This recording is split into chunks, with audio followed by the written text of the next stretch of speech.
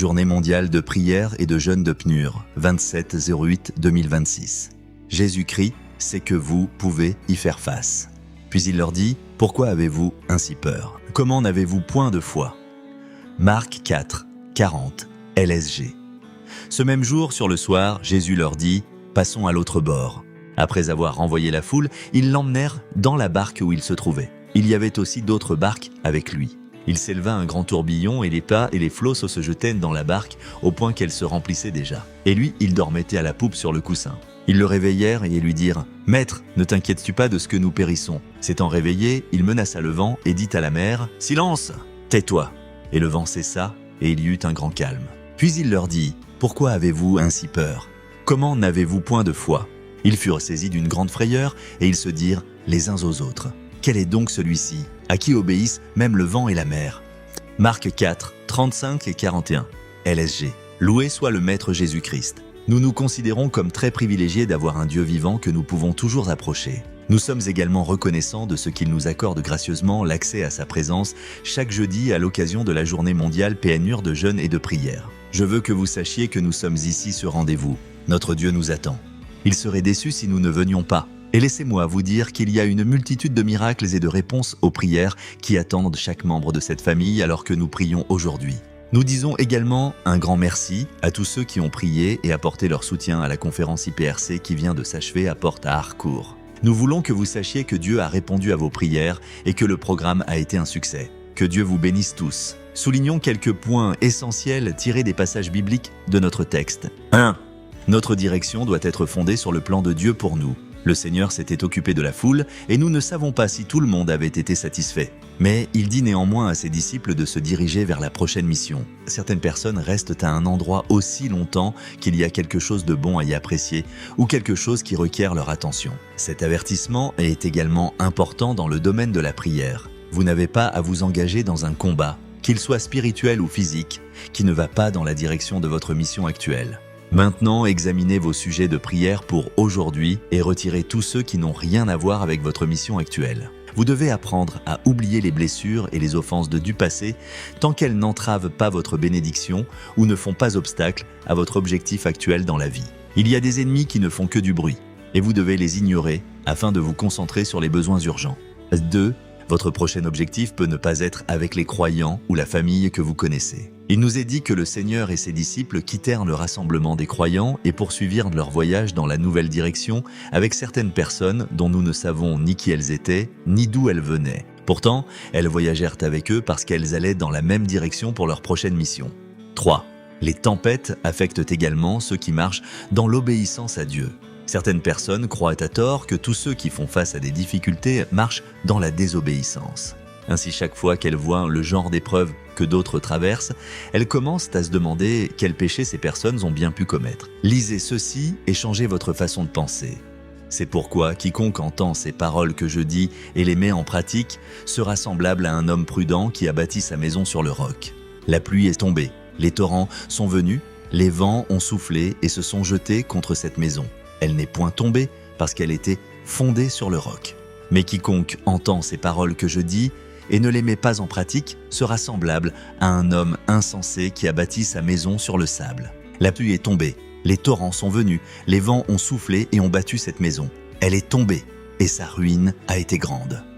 Matthieu 7, 24-27, LSG.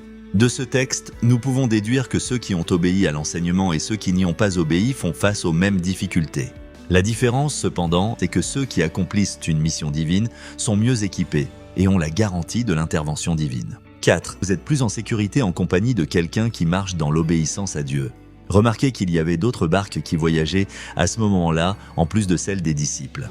Tous ceux qui se trouvaient sur cette mer agitée à ce moment-là furent sauvés parce qu'ils voyageaient dans la direction du programme de Dieu. Dès que vous découvrez qu'un dirigeant ou un groupe auquel vous appartenez ne suit pas Dieu, il est dangereux de continuer avec lui. En revanche, vous avez la garantie d'arriver à bon port si la personne avance dans la direction du dessein de Dieu. 5. Le Seigneur savait qu'ils avaient ce qu'il fallait pour faire face à la situation. Il dit à ses disciples, « Pourquoi avez-vous ainsi peur? Comment n'avez-vous point de foi ?» Marc 4, 40, LSG. Les disciples avaient accusé le Seigneur d'indifférence.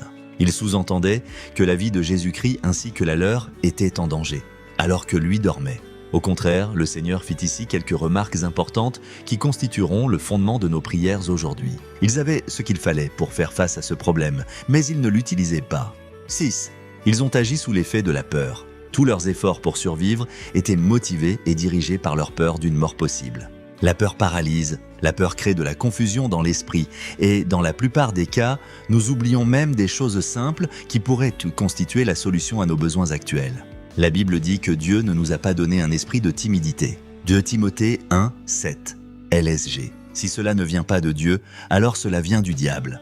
J'ai vu des personnes qui priaient non par la foi, mais sous l'effet de la peur, et je ne veux pas que vous soyez comme elles. Examinez-vous maintenant. 7. Ils n'avaient pas de foi. La peur avait épuisé leur foi. Remarquez la surprise dans la voix du Seigneur Jésus-Christ. Comment n'avez-vous point de foi ? Ils savaient qu'autrefois, ils n'avaient pas de foi. Mais après tout le temps qu'il avait passé avec eux et tous les miracles dont ils avaient été témoins, il était surpris que rien n'ait changé. La foi ne vient pas simplement lorsque vous entendez la parole de Dieu, elle vient lorsque vous acceptez la parole. La foi est la main qui reçoit de Dieu et elle nous donne également l'audace d'affronter nos difficultés. La prière et le jeûne sont une perte de temps si nous les pratiquons sans foi. Mais qu'il la demande avec foi, sans douter, car celui qui doute est semblable au flot de la mer, agité par le vent et poussé de côté et d'autre. Qu'un tel homme ne s'imagine pas qu'il recevra quelque chose du Seigneur. Jacques 1, 6, 7, LSG. Lorsque nous laissons la peur entrer dans nos cœurs, elle nous vide de la foi nécessaire pour faire face à nos difficultés. Le résultat sera finalement ce que nous avons vu dans cette histoire. Une mauvaise utilisation des ressources. 8. Mauvaise utilisation des ressources. Oui, vous avez bien lu, ils utilisaient mal leurs ressources. Comme eux, nous avons tous deux principales sources de force lorsque nous devons faire face à des situations. Nous pouvons utiliser nos ressources et ressources spirituelles, qui sont le Saint-Esprit, la parole de Dieu et notre autorité en tant que croyants dans le Seigneur Jésus-Christ. Ou bien nous pouvons recourir à notre propre force, aux autres personnes qui nous entourent, ou à notre éducation et à notre intelligence. Ces 2 types de ressources viennent de Dieu et ont chacune leur saison. Nous laissons souvent la peur prendre de la place.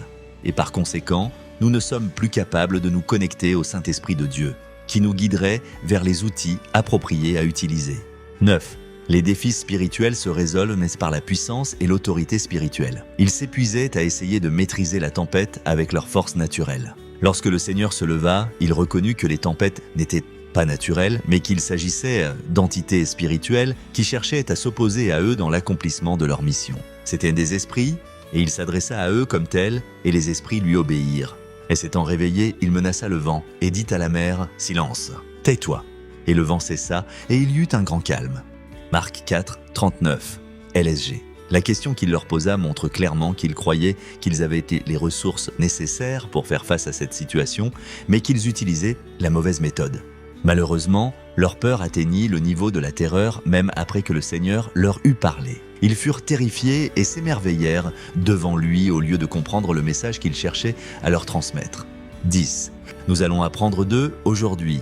Certains sont actuellement à l'hôpital, payant des factures aux médecins pour guérir des maladies causées par la présence de démons. Luc 13, 10. Certains perdent leur temps à essayer de raisonner leurs proches qui sont sous l'influence de démons.